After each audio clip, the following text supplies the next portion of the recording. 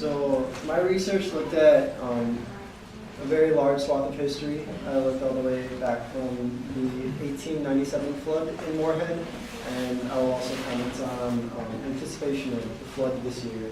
Quickly, some background on myself. I was a volunteer in both the 2010 and 2011 flood efforts. And this past year, I lived in a house that was on the edge of record flood levels and was bought out by the city. So I'm going to start out with a quote. This quote details some of the events leading up to a very significant flood in the history of the Red River. You might think it's the 1897 flood from the way it's worded and whatnot, but it's actually from a flood in 1826.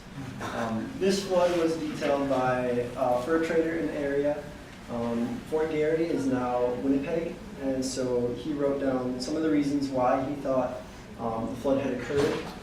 I'll comment on these as we go throughout history and sort of harken back to it. And also he left us with a bit of a warning. What has happened once may happen again. Excessive rains and snows seldom occur indeed in one and the same year. But when they do happen, or even when they occur in 2 consecutive years, they will undoubtedly produce the same disastrous results. So, by the time Moorhead is being developed as a city, we are aware of the nature of the river, and when the railroad company was looking for a place to cross, they chose Moorhead because it was at a high point which would help avoid flooding.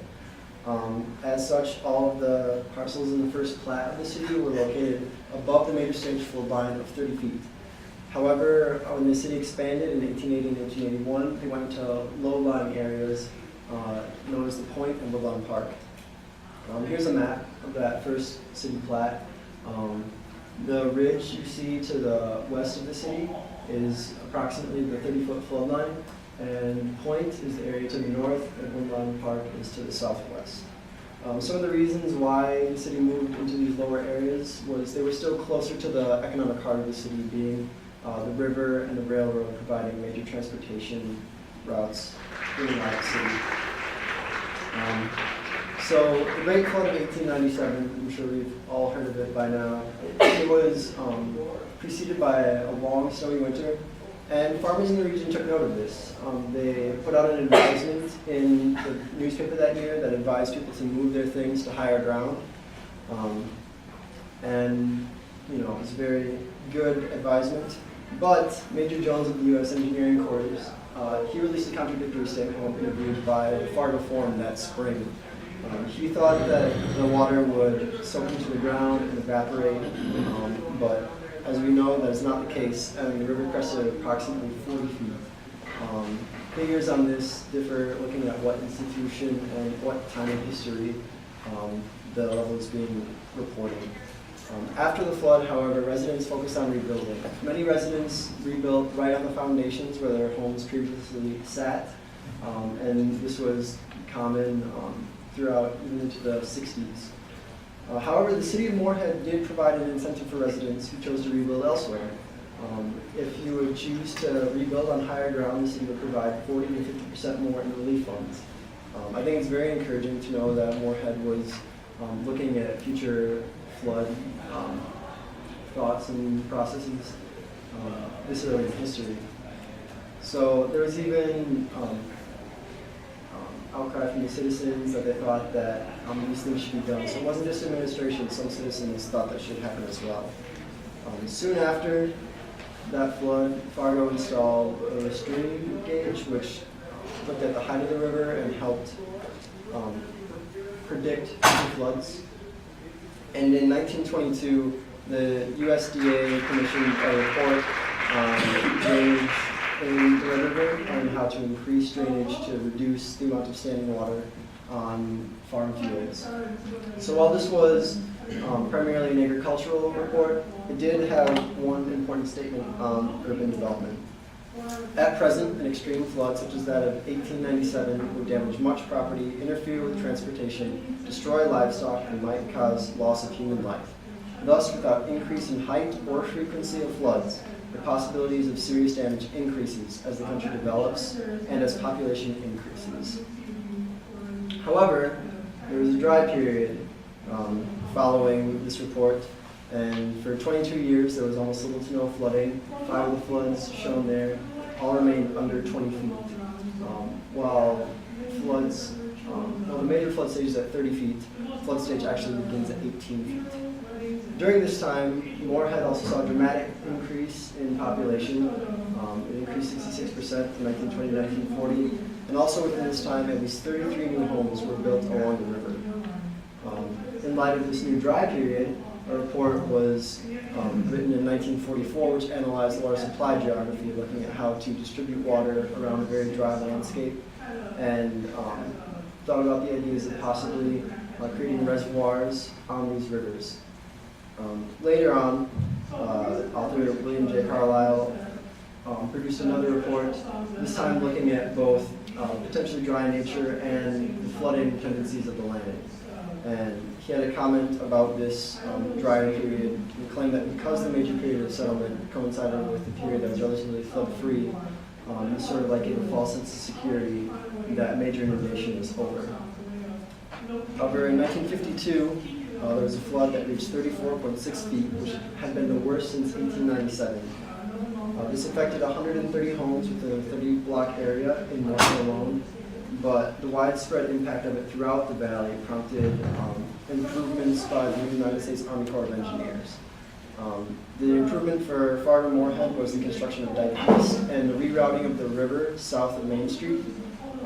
There was a dike proposed for Moorhead, but it never saw completion.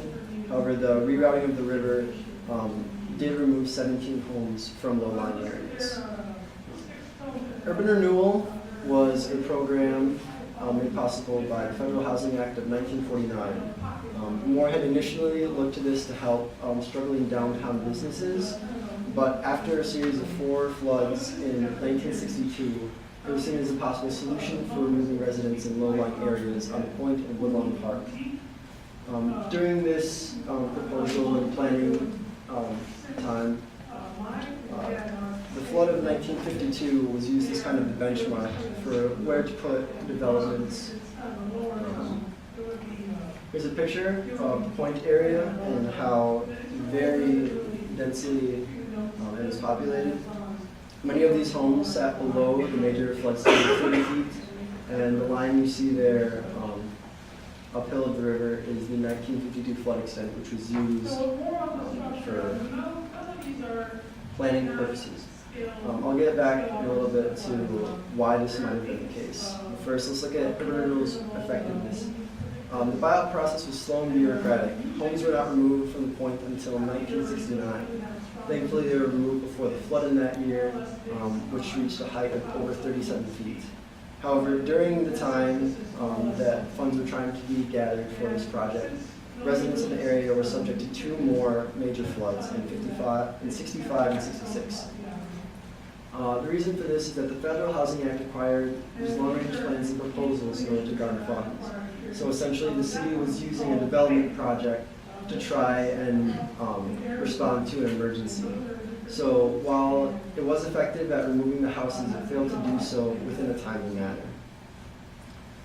So why might the developments have used the 52 flood? Well, when we look at the survey numbers from the first survey conducted in 1972, the United States Army Corps of Engineers found the 100 and 500-year flood predictions to be about 38 and 39 feet respectively. These levels are both below the 1897 flood. So from this, it became apparent to me that at this time, it wasn't really thought that the river would reach these sort of levels again, and they felt safe improving the land above the 1952 flood level. Also, while urban renewal was occurring in the north, Moorhead was expanding down south, and many houses were being built alongside the river. All of these houses were built above the 30-foot flood line, but they're still being built with river access nonetheless, making quick improvements such as the construction of clay dikes near impossible during a flood emergency. So as we see, after a large flood level, the rate of building houses drops and then slowly rises as worries subside, and then drops again after floods impact the area once more. After 1994, all available properties along the river had been developed, which explains the large gap around 1997, which we'll talk about right now. The flood of 1997 was the new worst flood since 1897, reaching a height of 39.72 feet. It was also preceded by a very snowy winter like 1897. While this flood did impact Fargo, it is most remembered for its impact at Grand Forks, prompting the largest evacuation at the time in U.S. history. So after this flood, Fargo and Moorhead both created home buyouts, but there was little in the way of dike construction or more improvements, and buyouts did not persist after 1997.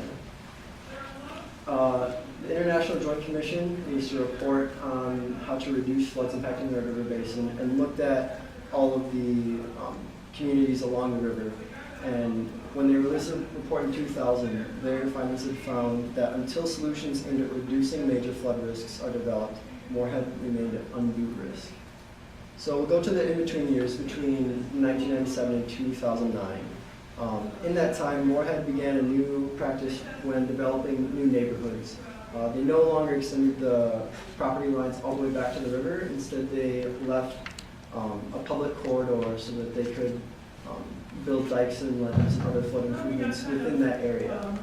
This is the first time Moorhead had been seen making a more concerted effort to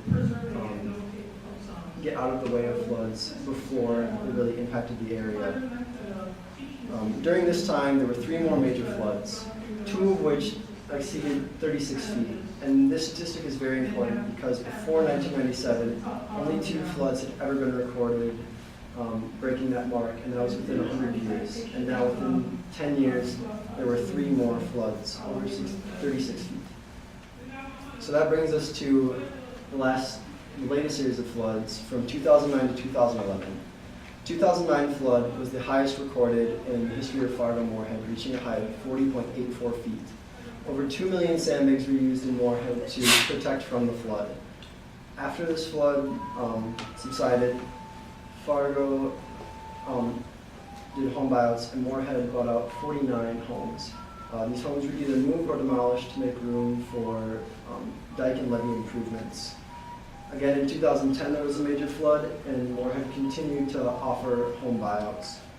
In 2011, there was another major flood, larger than that of 2010. However, the city was much more prepared and less frenzied during the flood preparation. This is partially because preparation started much earlier, and there were fewer houses to protect against as they had been removed and improvements had been built in their way. Moorhead continued to buy homes up to 2011 and even into 2012, even though there was not a flood in that year.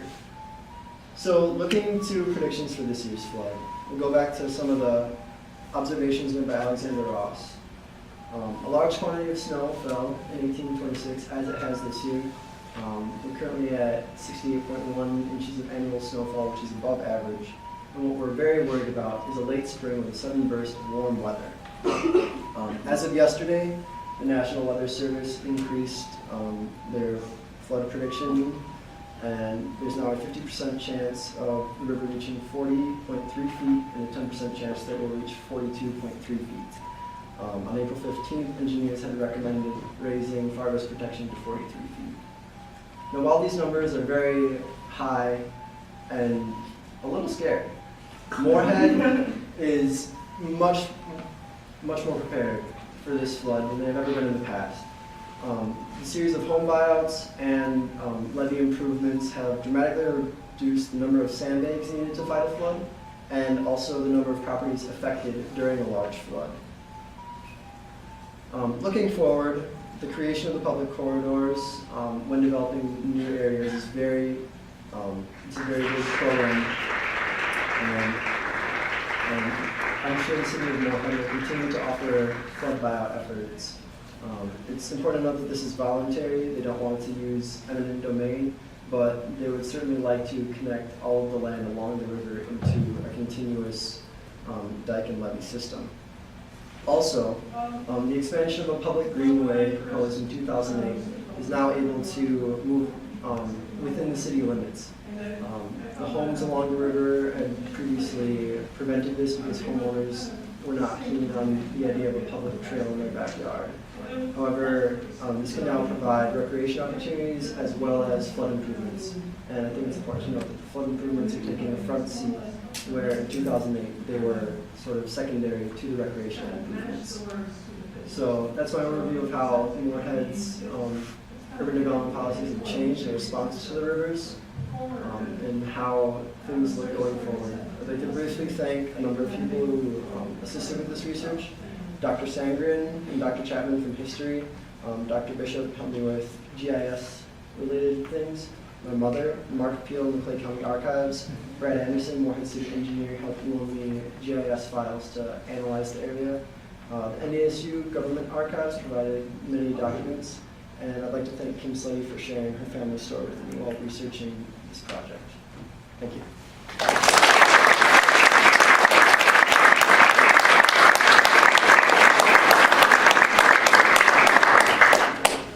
Yes. In the course of your historical research, did you run across hypotheses as to why the crest keeps climbing, and do you have any preferred explanation yourself as to why this is the case? I didn't look at any environmental theories. From my research, not many have really been explored right now. That would take a lot of research into weather patterns and long-range climate things, and I wasn't really looking at that. Okay. Yes. On any of the flood peaks, crests, do they take into account any of the, where those actually measured? Do they take into account some of the restriction, the bottleneck that it now has to go through? That 1897 versus 2009, the river geology landscape is very different. Right. As far as where the gauges are located, the USGS is located in the middle of Fargo, and there used to be a National Weather Service one attached to Main Street. So when looking at older floods into the 50s and earlier, sometimes you find conflicting evidence of how high the river got because there were two gauges operating. And as for the comment about the 1897 flood, I know that's been brought up in the times, and people have theorized that if there were sandbags in the 1897 flood, the level would have been higher than it was recorded at, and that level was actually recorded farther, a bit north of town. So that was before the gauge was in place. So I haven't heard any official comments on the restriction of the river, but it does play a factor. Any other questions? Okay, can we